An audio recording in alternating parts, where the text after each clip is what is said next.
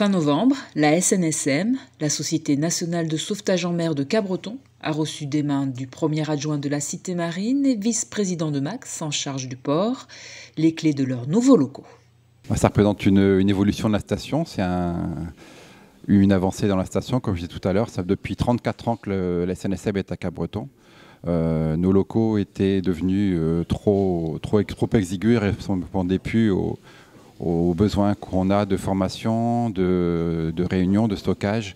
Et au niveau administratif, on était limité parce qu'en fin de compte, toutes les démarches militaires étaient faites à nos domiciles. On stockait du matériel chez nous aussi. On devait louer un box pour stocker tous nos équipements. Maintenant, on pourra tous se réunir ici et intervenir vraiment dans des bonnes conditions. C'est-à-dire en étant au sec quand on part à l'intervention et prendre des douches quand on en revient.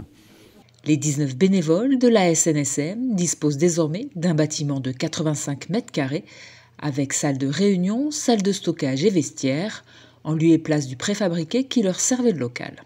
Ça a mis un peu de temps puisqu'on a eu le Covid qui a un peu perturbé les travaux.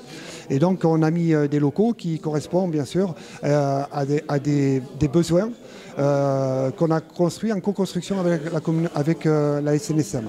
Que ce soit les bâtiments, que ce soit la partie extérieure et l'implantation.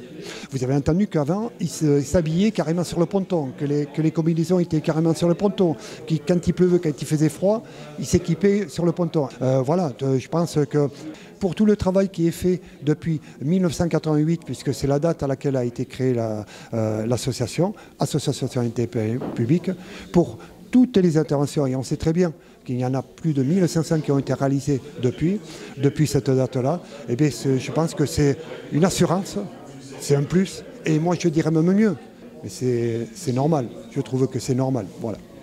Il reste encore quelques aménagements à réaliser pour que les équipiers de la SNSM soient parfaitement installés dans ces nouveaux locaux dignes de leur engagement, des locaux qui seront officiellement inaugurés ultérieurement.